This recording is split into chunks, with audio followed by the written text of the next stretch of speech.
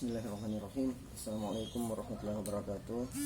Alhamdulillah nahmaduhu wa nasta'inuhu wa nastaghfiruh wa na'udzu billahi min shururi anfusina wa sayyiati a'malina. May yahdihillahu fala mudhillalah wa may yudlilhu fala hadiyalah. Asyhadu an la ilaha illallah wahdahu la syarika lah wa asyhadu anna Muhammadan abduhu wa rasuluh.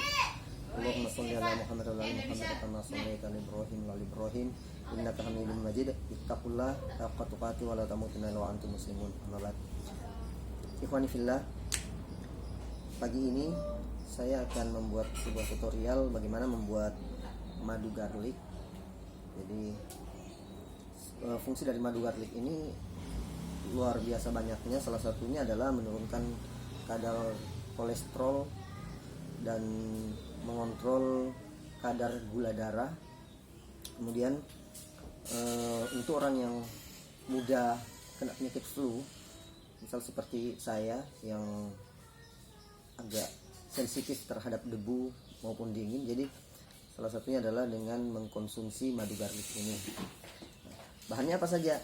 Ya, bahan utamanya adalah cuma dua saja, yaitu madu dan garlic atau yang kita sebut dengan bawang putih. Ini bawang putih jenisnya bawang putih tunggal ya, bawang putih tunggal. Nah, ini banyak di pasar. Caranya gimana buatnya? Nah, ini kita potong dulu, kita kupas dulu bawang putih tunggalnya.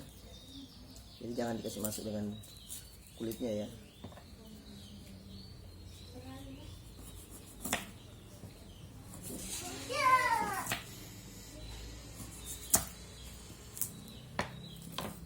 Jadi bentuk bawang putih tunggal ini ada dua macam sebenarnya.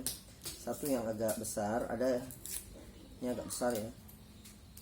Bawang putih tunggalnya besar. Jadi bawang putih ini cuma satu. Jadi bawang putih ini sebenarnya bagusnya sih digeprek, tapi kalau besar begini mau digeprek dengan pisau agak berat juga. Nah, makanya cara saya adalah dengan cara cukup bukan di ya, cuma dibelah saja begini.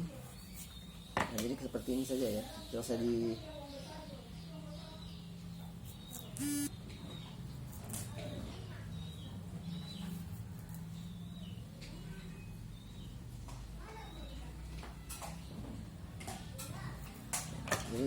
seperti ini aja ya.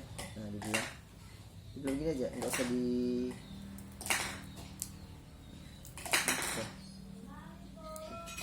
kemudian masukkan saja ke dalam wadah seperti ini.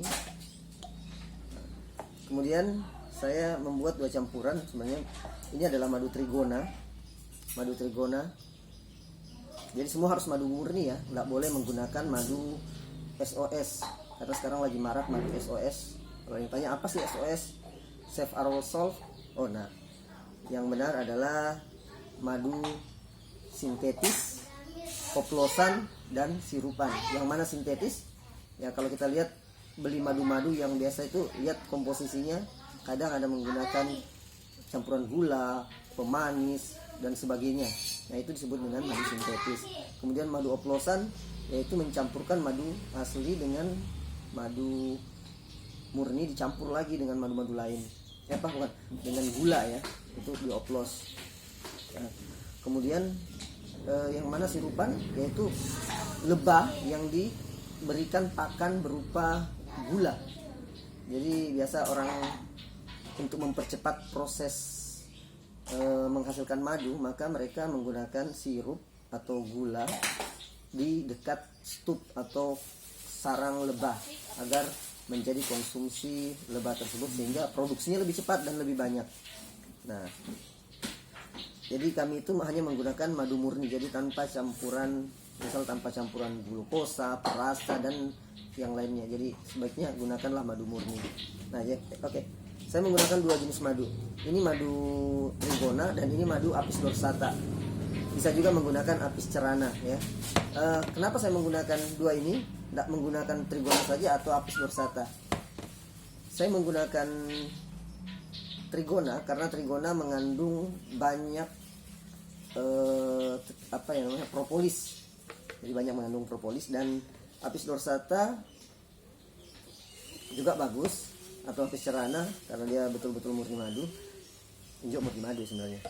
Nah, cuma ini lebih manis. Kalau ini kecut, jadi rasanya agak nggak enak.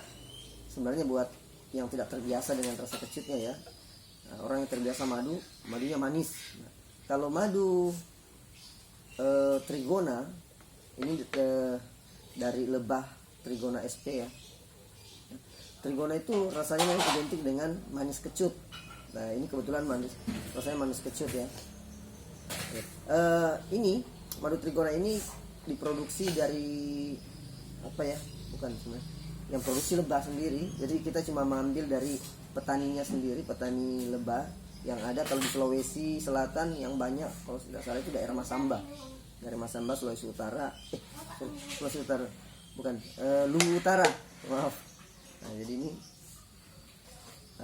hasil dari khas Sulawesi Selatan, dan ini apis dorsata banyak sih sebenarnya.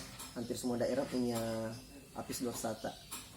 Oke, gimana caranya? Ya, oke, kita campur saja gini. Nah, ini masukkan. Ini saya pakai semua aja ya. Kemudian ini untuk apis dorsata sebenarnya enaknya karena rasanya manis. Makanya saya sengaja menggunakan yang manis. Oke, cukup. Setelah itu cukup difermentasikan atau diendapkan selama biasanya sih kalau saya di rumah, karena kadang tidak bersatu ya, jadi kita aduk-aduk aja supaya menyatu antara madu Trigona dan apis dorsatanya. Nah, biasanya kami mengendapkan ini sekitar paling cepat 24 jam dikonsumsi supaya aromanya rasa bawangnya keluar. Tapi yang setahu Ana sih bagusnya kalau 1 pekan baru dikonsumsi. Hanya kebetulan saja kelamaan kalau 1 pekan, dan rasanya pun tetap sama lah. Hanya khasiatnya wallahu alam bisawab, Ana belum tahu. Tapi yang jelas caranya simpel sekali, tidak serumit yang biasanya. Dan kalau kita lihat di pasaran-pasaran, harga madu garlic itu lebih 100.000. Sementara kandungan ininya kan nggak sampai 200. Kalau ini 250 cc, sekitar 300 gram lah madu.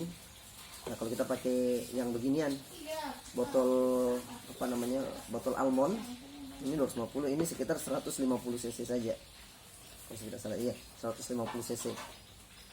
Itu sudah dengan bawangnya. Nah, jadi kalau kita hitung secara ekonomis, ini misal kita beli 100.000. Bawang putih tunggal itu harganya 1 kilo sekitar 150 sampai 200.000. Oke, kita ambil 170 lah. Ya, 175 1 kilo.